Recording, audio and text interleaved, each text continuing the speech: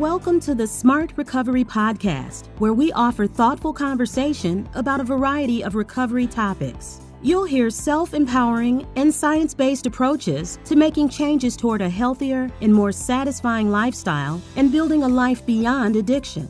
Our mission is for every podcast to provide you with the information and resources you need to guide your own successful recovery journey. If you or someone you know needs addiction-related help, we encourage you to visit smartrecovery.org, where you will find practical tools, connections to support group meetings, and links for additional resources. Remember that the purpose of this podcast is to educate and inform. It is not a substitute for medical care from a doctor or other qualified addiction professionals. Before making any changes in your treatment plan, please discuss your thoughts with your medical provider. Now sit back and enjoy today's Smart Recovery Podcast.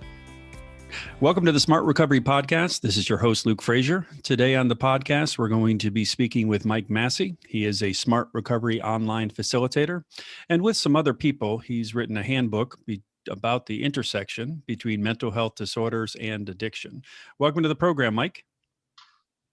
Good morning, Luke. It's good to be here. So let's jump right into it. You have written this guide, and other people have, of course, been contributing with you and writing with you. But it basically comes down to best practices about how smart recovery facilitators can actually deal with those who are participating, those participants who also have mental health disorders. What do facilitators really need to know when it comes to that situation? Well, myself and a number of other people worked on that document, and the intent is to be a living document, if you will, that will have stuff added to it as things come along, particularly helpful best practices for facilitators in meetings. We have to think on our feet frequently in meetings, and people say all kinds of stuff to us. And early on, I encountered the topic of mental health disorders in ways like this. People would say, I have the worst type of depression, I have PTSD, I have GAD. I didn't even know what that stood for at the time. Can you tell our audience, Mike? I'm not sure. Sure, it's generalized anxiety disorder. And there's lots of acronyms that go with mental health disorders that many people are both familiar and unfamiliar with. So it was always something when it came up in my early days of facilitating, and I started in August of 2013. And I never knew how to respond to it. I was uncomfortable with the terms. I didn't know what they meant. I didn't know if somebody was saying, this is the reason I have addictions. I didn't know anything about it. I knew that there was a thing such as bipolar. I knew depression was real. I'm fortunate I don't have either one of those, but I didn't know anything about the interaction or the intersection with addictions. I didn't know how prevalent it was. I wasn't familiar with the terms.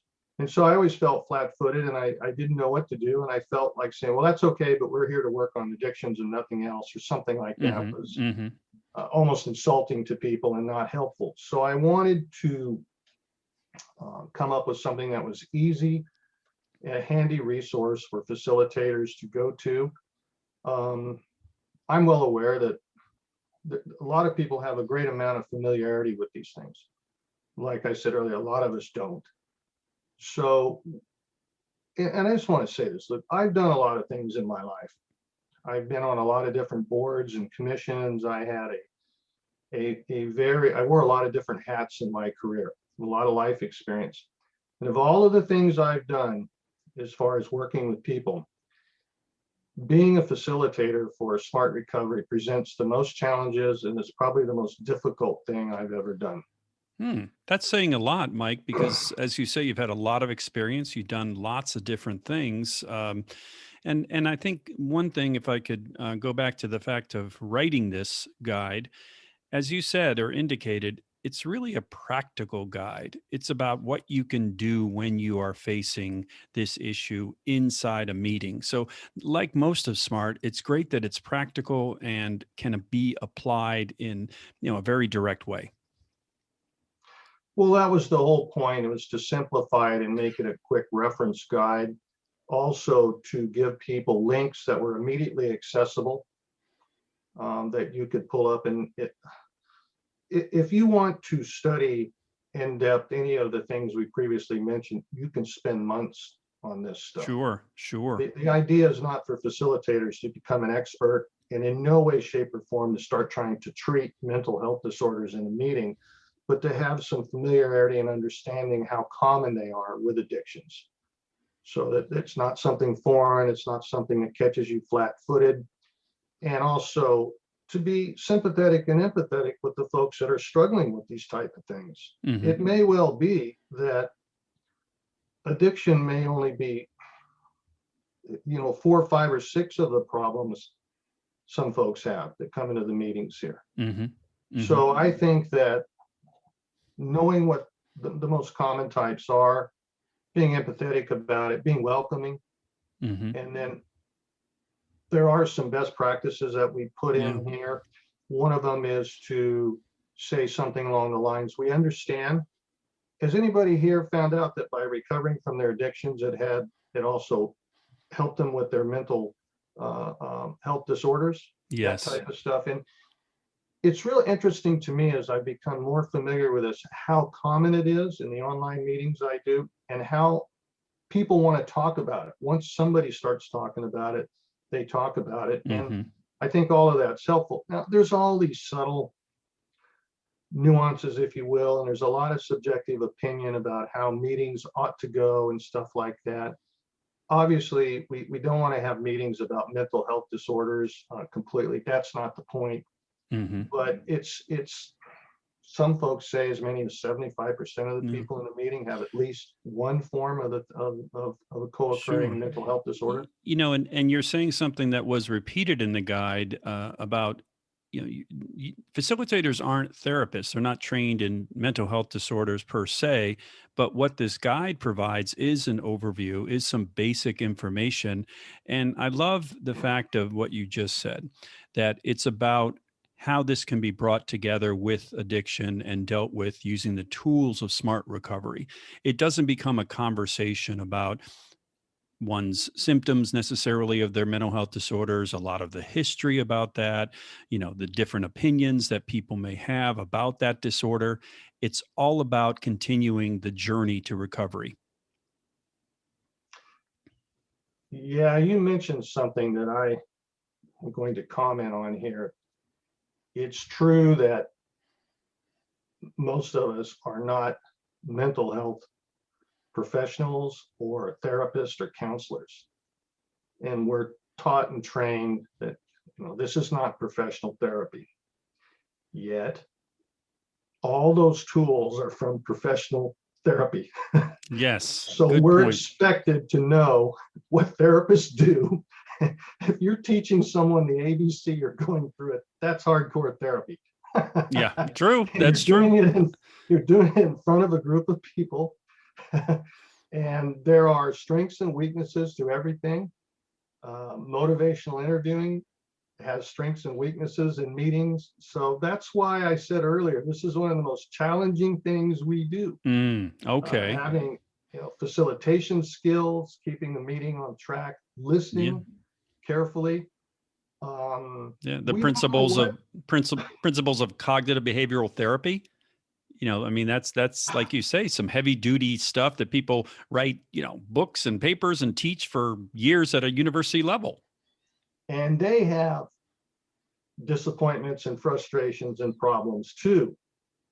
So it's natural that we would. And people do learn at their own pace. There's no doubt about it. Some people are curious and they'll read and self-educate. I like to emphasize this is self-management and recovery training, and I like to throw in it's self-recovery training. You're going to have to work at this. And somehow, some way, everybody that has sustained life behavior change when it comes to addictions worked at it. Maybe they didn't know all the details. Right. And I like to throw in stories and anecdotes that everybody can grab a hold of. One of my favorite go-tos is just take cigarette smoking. Every study and everyone would agree that cigarette smoking is a serious addiction. It's a tough habit to break. Yet we all know people who've gone through it and stopped smoking. And I have yet to run into anybody that says, I'm a recovering smoker for the rest of my life. And I know Shantex is out there and some of these other things, but most people I know just toughed it out and somehow stopped smoking on their own. Yeah. So I always like to tell people, think of that. You can do this. And a long time participant in one of my meetings, she's suffered horrendous childhood trauma. Her and I were discussing some things recently about a month ago, and she said, I think people come to the meetings for hope. Sure. I agree with that. Sure. In a meeting with 180 people online, I've got a following, and I've known a lot of these people that come to meetings, and many of them have long-term recovery. And I like to point them out so that people first coming into a meeting can say, those folks did it. Right. They can be inspiring. And like you say, give them the hope. You're listening to the Smart Recovery Podcast. We're talking with Mike Massey today. We're talking about mental health disorders. We're talking about how it gets to facilitators in terms of this guide and how there can be best practices for dealing with these subjects that come up during meetings. Mike, we talked a little bit about the facilitators, what they need to know. And I'm intrigued by this idea of best practices. So it's not just saying to the facilitators, you need to know this and you need to know this. It's how do I apply it? And also in the guide, I saw this, using different terms, talking about mental health disorders instead of mental illness, talking about co-occurring rather than comorbidity. Why is that important when it comes to mental health disorders? Well, I think when something's comfortable for people to absorb, I think they do much better with it. I think the stigma is real. I think there's two types of stigma. There's the way we stigmatize ourselves with guilt and shame, and this horrible thing is wrong with me, and I'm a lesser person, and I'm broken, and all that kind of stuff, versus also how we feel. And it's very true how society stigmatizes everyone with an illness, no matter what. So it's real and it's out there. And most people don't use the word morbidity or these type of terms. I would suspect most people don't even use co-occurring disorders till they hear a professional say it or someone else. It's not a common, ordinary in our lexicon of common speech. So I think those words matter a lot. Some people don't care. They say, no, I'm mentally ill. Big deal. But other people's like, I don't want to admit I'm mentally ill. Right. And so if you don't know that, they're getting away from those things, those negative labels or negative descriptions. I think overall, that's why the mental health experts who helped me put together this document told me that it's mental health disorders is a preferred term now. Yeah. And that's, again, I think that's true with the other kinds of things. Instead of being alcoholics or drug addicts, people with substance use disorders. One bullet that I mentioned that I saw in best practices was, and you've touched on this, do not let the mention of mental health disorders distract from the smart approach to addiction recovery. Can you say more about that? Yeah, what that means there is, like I stated earlier, people will bring up mental health disorders. And we don't know what they mean by that because it's usually not brought up like this. I have to drink because I have bipolar. It's usually not said like that. But if you learn to listen to most folks, most of us search as humans. We search for a pattern, we search for logic, we search for reasons. So our anchor points are always these significant events in our life, and then we build on them with narratives and stuff. So people can bring up bipolar in a meeting, and then other people go, yeah, I have bipolar too. So the idea is not to get into a discussion about treating bipolar or what are you doing for it, but how does this relate to your addiction recovery? How does this relate to your addiction? That type of stuff. Sure. And acknowledge it's part of it, but then if we can, move the meeting back to addiction recovery. And sometimes, depending on how it's presented, I will say something like, there's lots of people that have these issues. One thing that's probably real most of the time is if we have medical disorders, we have mental health disorders, are we taking our meds? Are we pursuing a true treatment path? Or are we self-medicating? And I don't think any doctor is going to tell you, oh, it's fine, you've got bipolar, just go do a bunch of cocaine, meth, and whiskey and see what happens. I doubt it. But people tend to look for, they come in meetings and that's what they've been doing sometimes. So you're going, oh, okay, how can we, but back to what my friend said about hope, she also said one of the most powerful questions to ask anybody that's really struggling or any issues, what do you need to get through this? So it's a future orientation. How can you get through this? Not stay stuck, but move through it. I think there's an argument about everything and anything, right? But I think that what we're really trying to do here is help people solve their own problems.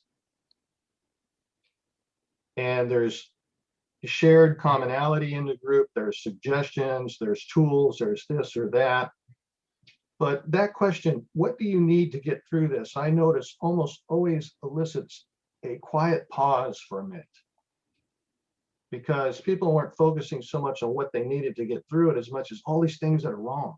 And they're experiencing all of these, I call it the washing machine agitation cycle up in your head. You're going back and forth with all of this, and so you've got 18 different problems circling around your head, so hold on, what do you need to get through this? So again, the practical aspects and the kinds of things that can actually make a change, help a person help themselves to make changes.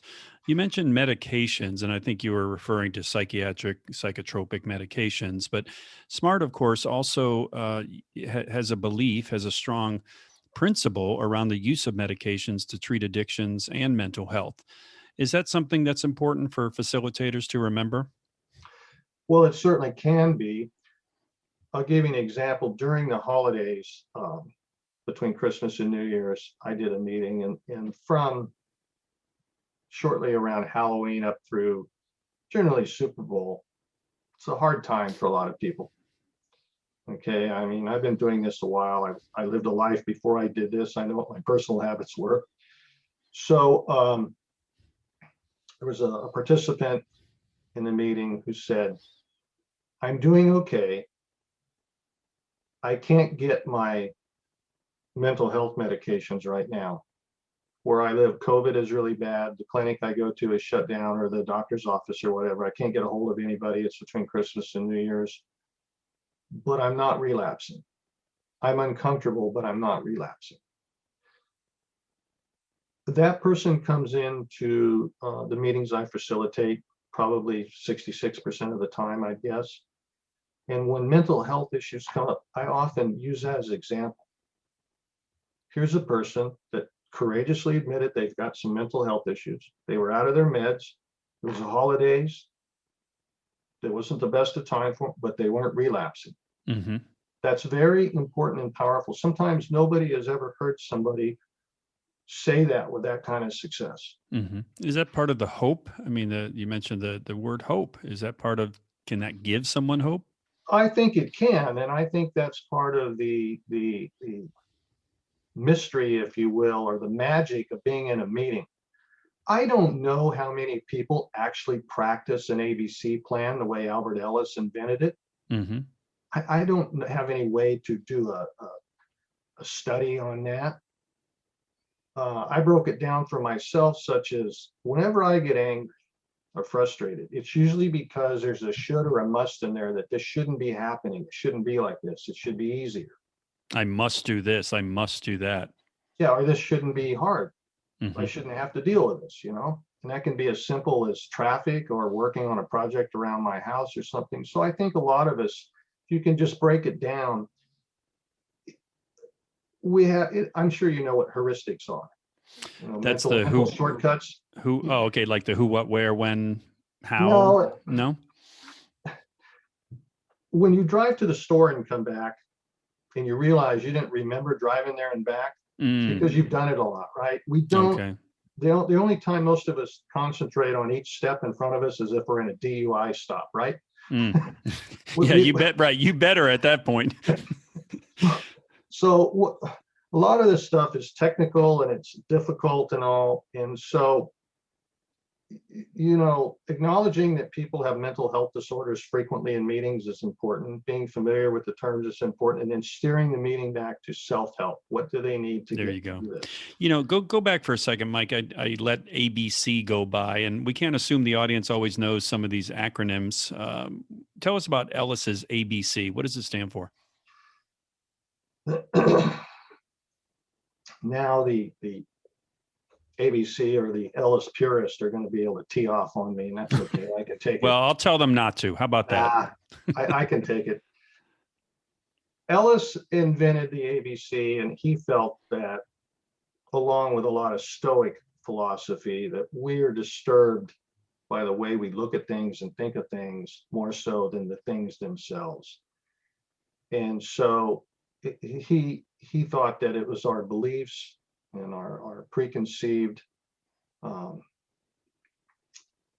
looking for the word, beliefs is the right word, that get us into trouble, and we disturb ourselves far more than Some just being assumptions or yeah, conclusions. it's more maybe? like lifelong thinking patterns. Okay. I'll think of the word in a minute, but essentially to do it in a ABCD, and that's one of the problems. We call it an ABC tool, but we start out with the A and then we quickly go to C. The way it works is you have an activating event, okay? Then the consequence of the activating event is you're upset. And then the B is your belief about why you should be upset, and that kind of stuff. And then D is you to start to dispute your beliefs. And E is an effective new belief. F might be a future belief or future way to look at it, and G could be a future goal. And some people start out with the C, other people do it ABC, but it can be difficult to teach. It can be difficult for people to grasp, and people that have 40 years of professional therapy and psychiatric practice have trouble getting this through to folks. We're stubborn as humans. We get right down to the edge of our beliefs, and we've held on to them for so long. We don't want to let them go a lot of times. That's right. It goes back to figuring out a way to pick up these tools and use them how they're best for you. And Ellis was a rough, gruff guy, and he cussed and he talked in blunt, harsh terms. And some of that he did for effect, of course, but he was just also a real straight talker. And that doesn't always work with everybody. It just depends. But to tell someone, okay, so you come into my meeting and you say you have bipolar, take your word for it, and you're relapsing. Are you taking your medicine for your bipolar? How does relapsing help your bipolar? How irrational can you be? So what are the values and you have, and are you living to those? If you value having, well, in a sense, I know that's not a great connection, but there's something there with what are you really choosing to do versus what you want to do. Right. And I said that really harshly just now because I don't talk to people like that in the meetings. Okay. I don't think that's effective.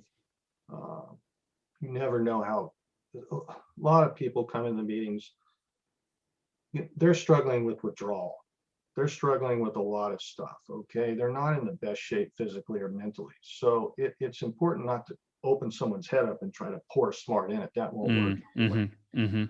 But the whole idea about this stuff is to say things like, we're glad you are here with us. We are here to work on changing our addictive behavior, and that's proven to be helpful with mental health disorders. Or like the one I mentioned earlier, would anyone in the group like to share their experience of how addiction recovery helped them with their mental health? So there's disorders? the mutual support. There's the mutual support. Right. We're talking with Mike Massey today on the Smart Recovery Podcast. We're talking about mental health disorders, mental health issues, and the relationship between them and coming to a SMART meeting. how to use the smart tools and be part of the meeting, and at the same time talk about or bring up your mental health disorder. We've talked about these kind of what facilitators need to know, what some of the best practices are. I'm curious, go back for a moment and tell us how the idea for the guide. I mean, you mentioned it was something where you just saw a need for the guide. Yeah, I had what I like to call common ordinary alcohol and drug use issues. So when I got sober and straight, and I saw people facilitating meetings, I thought that's something I think I'd like to do. I've always been somewhat of a leader, and I can stand up and communicate and talk to people. I taught in a community college. I taught in trade school portion of the Plumbers and Pipe Fitters Union. I taught welding and pipe fitting and stuff like that, and the public speakers. So I thought, this is something I'd like to do. So I took the training and I started a local meeting, and then I took the online training. And I felt pretty confident that somebody wanted to talk about alcohol and drug issues in a meeting. I would probably be pretty familiar and pretty confident about that. Mm-hmm. But no one actually ever sat down and said, now, Mike, more than half the people that come to this meeting are going to have mental health disorders. No one ever told me that anxiety was a mental health disorder. Mm. You know, I was one of those guys where my dad was, I come out of the construction industry, okay? Like they say, where men were men, right? Yeah. And Yeah. so you would never tell anybody you were anxious. You drink a pint right in front of everybody, because that put hair in your chest and made you a man. You didn't know you were self-medicating your anxiety. Right. Maybe brought your anxiety down, but still, I mean, it wasn't like talking about it. It was like drinking about it. They eat you up alive if you brought up a lot of stuff we talk about today. There you go. That wasn't. No, that wasn't going to be right. Well received, as they say. But no. you saw a gap in knowledge. You saw a gap. Yeah, there. I started out with my own personal experience. Like, what do I do now? How do I respond to this when it comes up? What do I do now? I could never tell if someone was saying, I have no choice but to drink or shoot heroin in my neck because I have bipolar, or it's the first time somebody said borderline personality disorder. I had no idea what that meant. And I have to tell you that I thought, borderline? Where do you get the word borderline? These people are so far over the border. Well, yeah, well, like you say, if you don't know, you don't know. I mean, you don't know. And so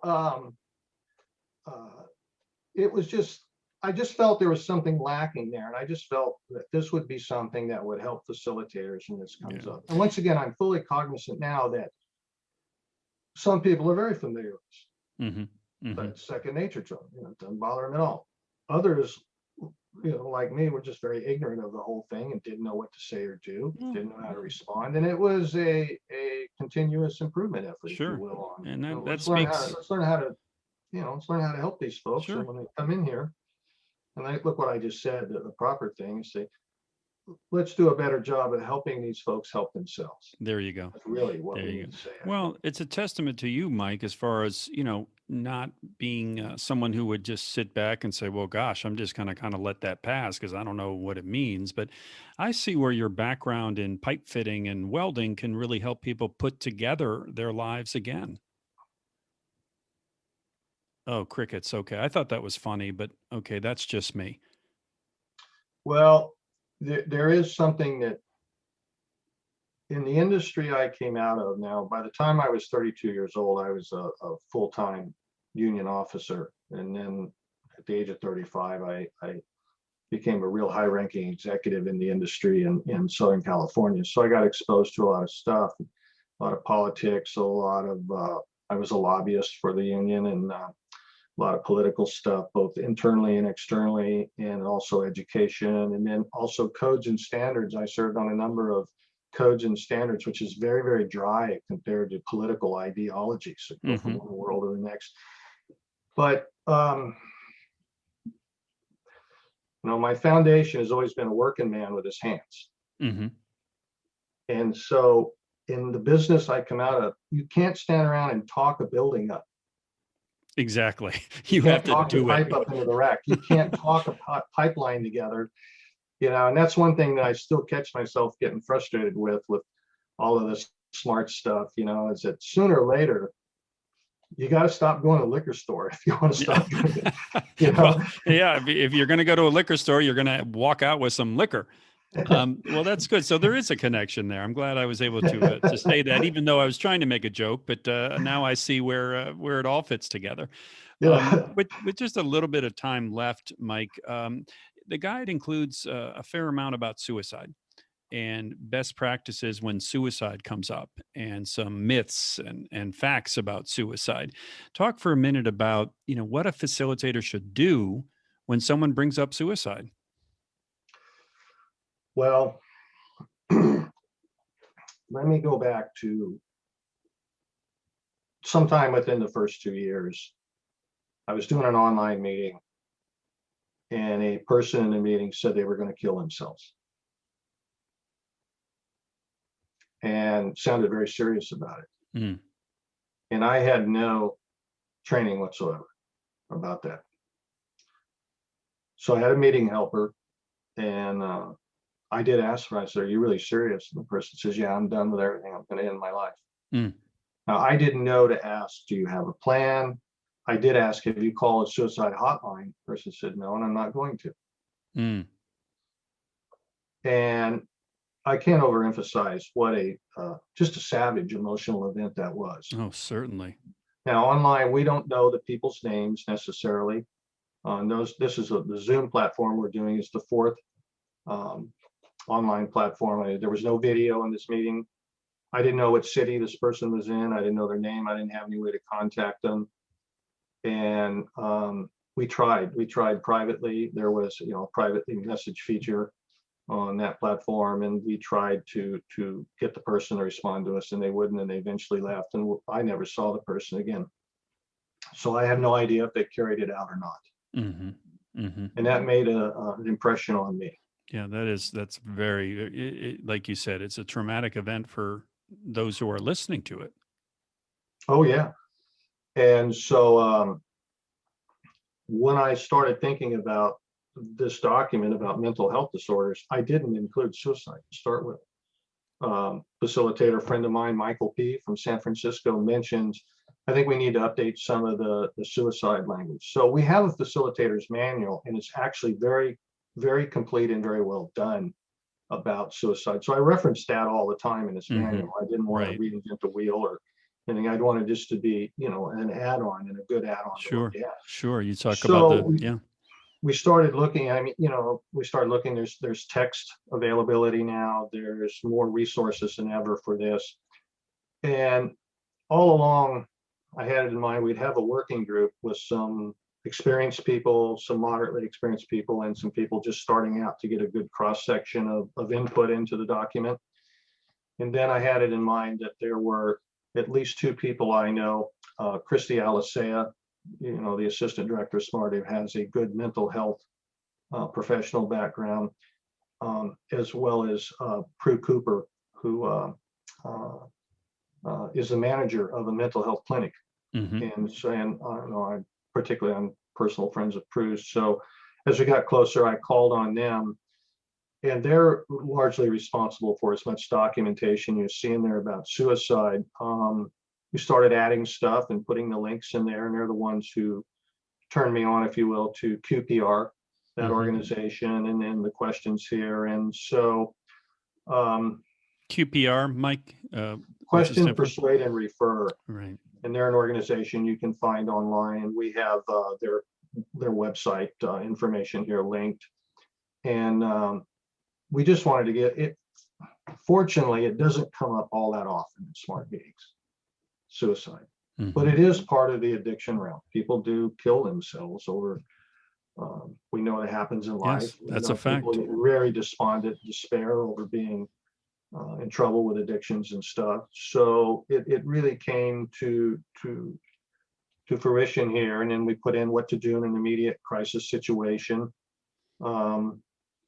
And we cross-referenced this with quite a few professional sources and came up with what we thought would be the best and simplest to look at. So, and the guide does that very well, that there's a lot of resources that are offered, links to different kinds of resources, of course, references back to the facilitator manual. It really is a comprehensive, well-rounded guide, I would have to say. Lastly, let's the one thing I like about the section on suicide was it said always have the suicide prevention hotline contact information with you. So important. It seems like maybe a little thing, but having that right at your fingertips is probably just a great idea, as you mentioned. Well, yeah. Everybody's got a phone these days, or a laptop, or an iPad, or something, and almost every county in the United States has some way you can get a hold of somebody or something. Mm-hmm. And there's a national one too. There's a national absolutely suicide. Sure. And we had some interesting discussions about this. There were some thoughts about not every city or county has good resources. And so one of the things that came up with is, well, if you can, call the police if you have to, if you know where the person is. And other people said, why would you call the police? They'll probably come out and shoot the person. Hope not.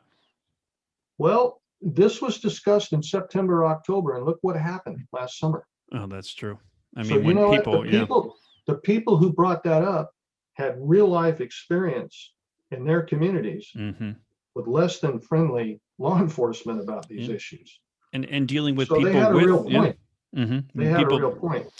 People dealing with people in the midst of a mental health crisis, and whether the training is something that's going to inflame or the lack of training might lead to a really bad outcome.